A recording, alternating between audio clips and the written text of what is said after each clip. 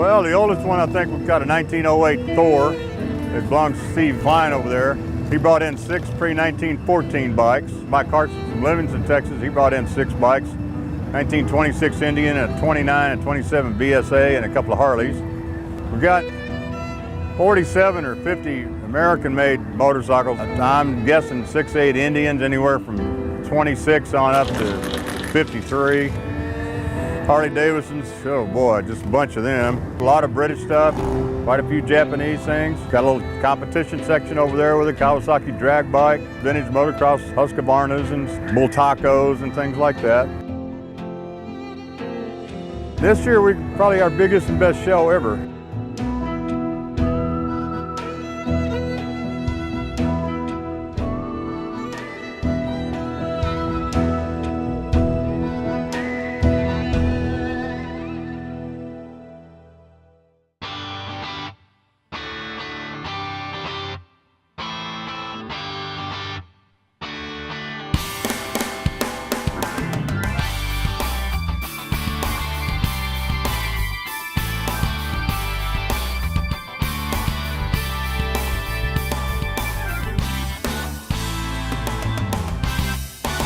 Just a display of antique motorcycle and vintage motorcycles for the public to see. And it's early right now, and by another 2 or 3 hours right now, this place will be packed. We started this 6 years ago. We do it when they open bike rallies in town. This is all an antique show. It's not custom bike, it's all vintage and antique motorcycles, and that's it. Yeah, this is a freebie to the public. So we got Buddy Muirhead's little Nera car over here, 1923 Nera car, and you hardly ever see that anywhere. It's a Nera car, a 1924 Nera car.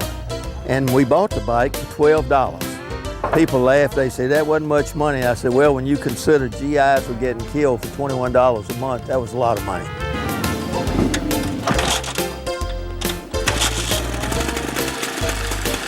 They were built in England as well as the United States. And I think a total of 7,000 were built.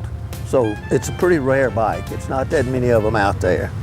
And I restored the bike. It took me a couple of years. Had to make parts. I'd buy broken parts and repair them and everything, because you can't just go out and find a part for it. And I've had a lot of fun with the bike. Wherever I go, it draws attention because of the uniqueness of the machine. But it's a very comfortable little machine. You can get on it, get to going 10 miles an hour, turn loose of the handlebars and ride all day long. It's just stable. People laughed at it until Cannonball Baker took one of them and rode all the way across the country, 3,300 miles in 7 days. And he was so impressed by it that he became a dealer for Nera car. And if you look at it, it has drag link steering, like an automobile, and coil springs. And here is your rear suspension. It's a friction drive, is a terminology they use. The left handlebar grip has a quick acting screw with a cable that runs down and pulls the friction wheel forward against the flywheel face. And once you engage it and you're moving, you don't have to use the clutch any longer. You can just progress up through the gears. And when you get all the way out, it's 1-to-1, 9 and 9, and that's high gear.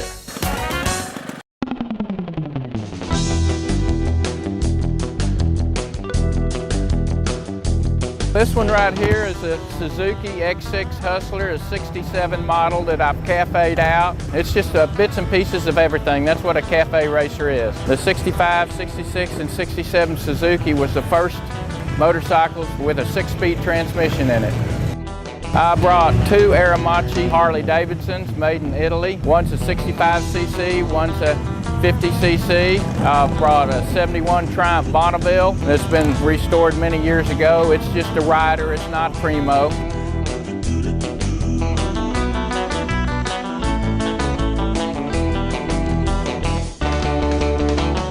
When I received it, it was in boxes, and it was built in my dining room between October and February of 2008. My garage was too full of other motorcycles, so the dining room seemed like a great place to do that. I ride it as much as I can. It's turned out really well. I get more smiles per mile on that motorcycle than I do all the rest of them. The motorcycle is not in its completed condition at this point. I want to tear it down and clean it up, but once I put it together and did shakedown runs just to see what would fall off, I couldn't bring myself to take it apart again.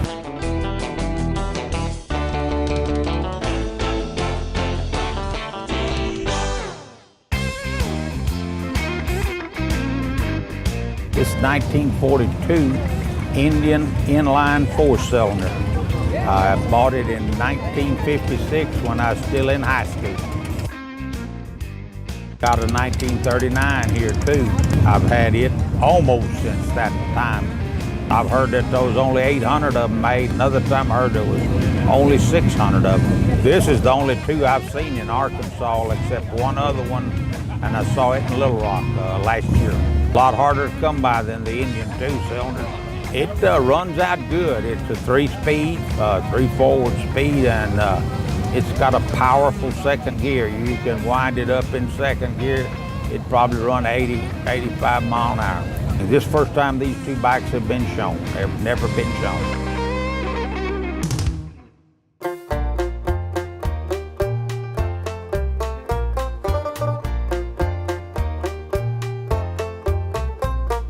Came to us in 6 UPS boxes from California to Arkansas. The company that made them, Gladden Manufacturing, made industrial concrete mixers. They had a forging company. They made their own engines, and they made 3-wheeler concrete mixers. During World War II, they contracted with the federal government to even stay in business, and they made struts for the P-51 Mustang airplane. So that's how they got their name. They started producing motorcycles when the war was winding down. They won Baja races in Southern California.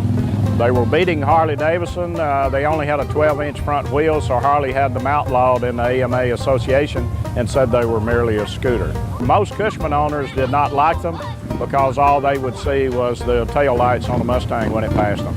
Also, 1959 Cushman Super Eagle. This one was found in an old barn that the roof had fallen in. The owner of it gave it to us, said that we might could use it for parts, but when we tried the engine out, the engine was in good shape, so we just decided to give it a restoration.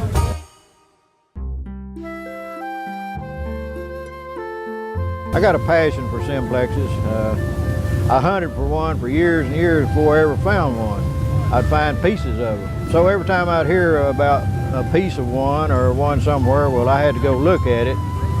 And I've ended up with a whole bunch of them. Got 7 here. They range from a 1937, which is a push start, direct drive. You push the compression release or twist it on the handlebar, and got it rolling, release that, jump on it, and take off. When you got ready to stop, the engine would just die. And then you'd have to push it again. From 40 up to 45, you still had to push them, but they had a clutch that you could stop and not have to push it again to start again.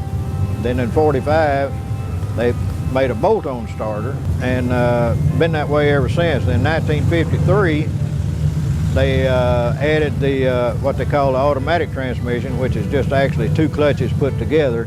I go to swap meets all over the country, and that's the real exciting part of it. The hobby for me is searching out and finding the parts, and of course, it's very rewarding when I get one together, you know, and can bring it to something like this and show it. This is a 1973 Triumph Hurricane, the only year they made these. Designed by Craig Better, who did Better Fairings. This is actually probably his claim to fame. In '69, the PSA and Triumph were having a hard time keeping up with the Japanese. So they hired Craig Better to build an American motorcycle that was British made, but Americans would want to buy. It finally came out in 1973. Well, by that time the CB 750 Hondas had come out, and this thing was, in all reality, mechanically it was way behind the times, but design-wise it was way ahead of the times because it looked really cool. These things are now selling for $25,000 to $30,000 if they're all in together. Everything's there, you know what I'm saying? So anyway, an original one is probably worth $35,000 if you can find one that's totally original. This is a 1934 BSA Blue Star. Blue Stars are very rare. It's a 500 single cylinder, twin port exhaust. The sidecar is a Dusting sidecar, made in Australia. It's a fun machine to ride. It doesn't go very fast, but it's, you know, 1934, how fast you gonna go? And it's quite a piece of work to be in that kind of shape for being that old, you know. It's an English motorcycle. The sidecar is mounted on the left-hand side instead of the right-hand side. In the United States, it'd be on the right-hand side. This is mounted on the left. So in this one, when you go to make a right-hand turn, you lean to the right, and it leans over. When you go to the left, you steer to the left, you know. Sidecars are kind of a love-hate relationship. You either love them or you hate them, you know. I've had people get on sidecars the last 10 feet. I don't have nothing to do with this. And other people get on and say, this is fun, you know. And to get in sidecars is fun because it's fun to ride. It's like riding in a roller coaster. You got no control when you're sitting in there.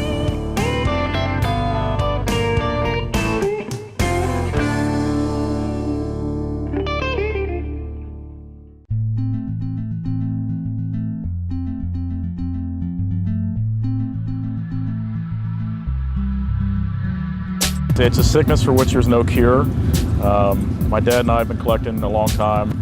We have about 95 bikes. Everything runs and rides. We've got bikes that go back to about 1908 and stretch to about 1982. I've been involved since I was 7 or 8 years old, and that was when my dad and I restored my granddad's 82 Harley. He bought it from the factory, and we restored it together. And since then, it's grown into a big passion, a great father-son thing.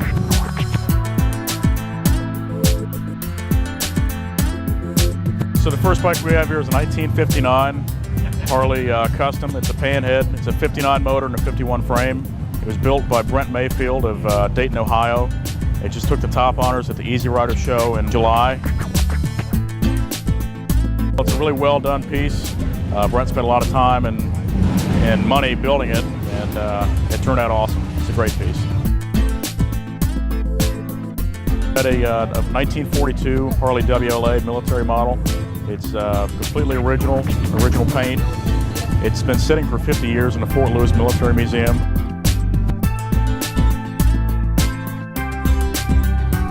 The miles on the odometer, 436, are correct. That's all the miles it has on it.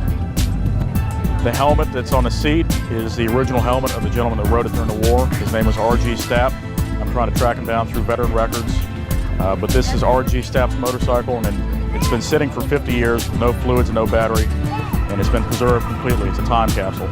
And I got it started running and riding, and it's breaking it in. It's a new motorcycle, pretty much. A brand new 1942. Then this is my Cannonball bike. It's a 1927 BSA S27. It's a 5 horsepower, 500cc displacement motor, side valve. Last September, I went from New York to California on it. Average speed was about 43 miles an hour, made for some long days. We participated in the race, which is called a Motorcycle Cannonball. It was a pre-1930 run across country. There were 71 riders from 15 countries, and everything was pre-1930. There were Harleys, there were Indians, there were Hendersons, Excelsiors, all kinds of stuff.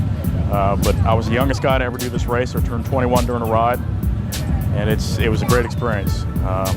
I'm going to do it again next year in the 2014 Motorcycle Cannonball.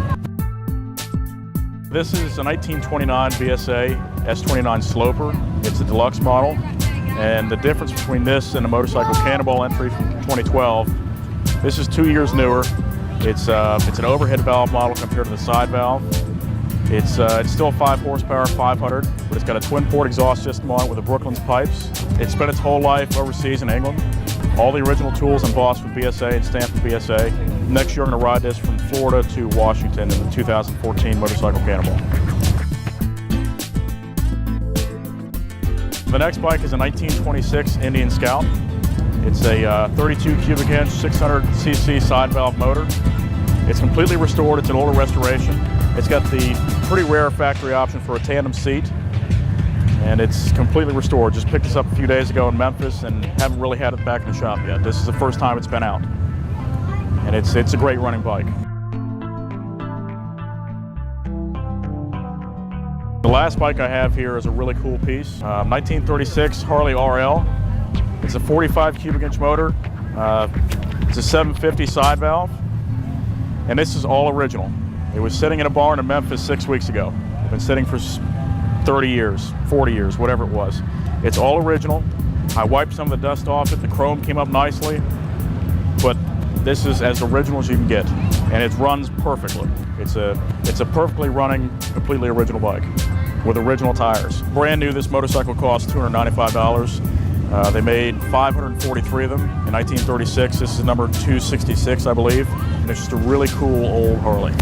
It's only original once, and you know, a lot of people ask, how do you tell if you want to do a full restoration or if you want to leave it as is? And it really comes down to how rare is the bike and how bad is it.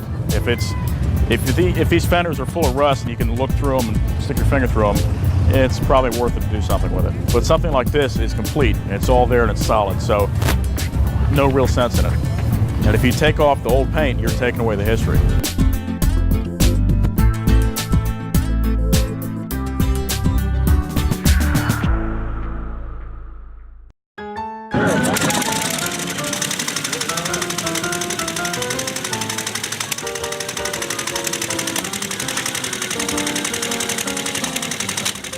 First motorcycle is the little black 1908 Thor Model 7. It's one of only two known to exist. It is the giant leap from when we tried to go from bicycles to what eventually would become motorcycles. It's a direct drive, there's no transmission. You pedal it, the motor starts, you ride, motor quits, you have a bicycle. This is a 1911 Excelsior. It's a single cylinder, 5 horsepower, leather belt drive. If you look at the handlebars and all the controls going down to the motor, everything is bell cranks and levers and rods. There are no cables that operate anything on the motorcycle. This particular motorcycle belonged to Bud Ekins. Bud ran the jump scene in Steve McQueen's movie The Great Escape. He also drove the '68 Mustang in the movie Bullet. It's just really a nice piece of history. The next motorcycle is a 1912 Redding Standard. The big four were always Harley Davidson, Indian, Excelsior was number 3, and Redding out of Redding, Pennsylvania was number 4. Extremely high quality. If you look at their castings and their forgings, workmanship, just beautiful. And obviously they were much more expensive, and that's why they're no longer in business. This motorcycle, I'm told, is considered to be the nicest, unmolested, unrestored model of Redding known to exist. This is a 1912 Indian Model 3050. It's 30.5 cubic inch, 5 horsepower. It's an all original patina, original paint. The motorcycle's never been wrecked, restored, overhauled. It's an all original piece. If we look in the toolbox here on top of the gas tank, there's just all the chain links, points, pieces and parts that have worn out. This motorcycle was used. It was driven a lot. I'm the second owner. The lady was 79 years old I bought it from. Her daddy bought it brand new. This is a 1912 Harley Davidson Model 8B. It's a single cylinder, 5 horsepower. This motorcycle should not have been restored. A lot of them were in the late 70s. They should have been left in original condition and were not. But we'll turn the gas on here, put the pedal at top dead center, and when my foot hits the ground, it should start.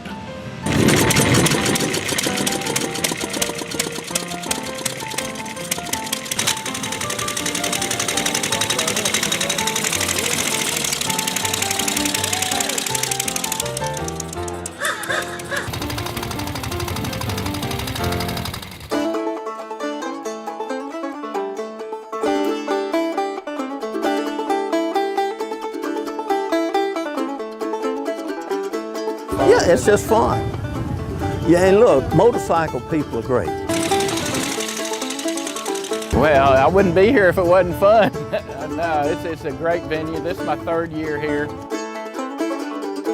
And we just have a ball. Good group of people.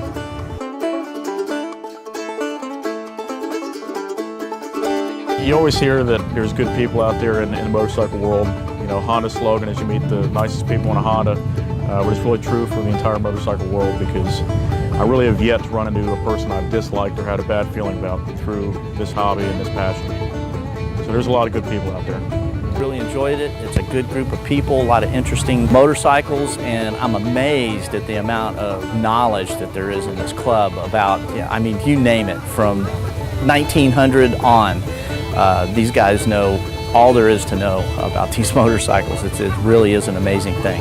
They're the greatest people you ever want to meet. You know, we got our biggest interest is antique motorcycles. You know, all you have to do is have an interest in motorcycles. Doesn't even have to be a vintage motorcycle, just interest at all. You know, but if you got a vintage motorcycle, please let us know. You know, my name is Mike Thompson, and you can get a hold of me on the website at www.diamondchapteramca.org. I'll give you our newsletter and how to get a hold of me or any of the board members. And, you know, make a meeting or two, see what you think. You know, if you've got an interest in motorcycles, you're more than welcome to join the club.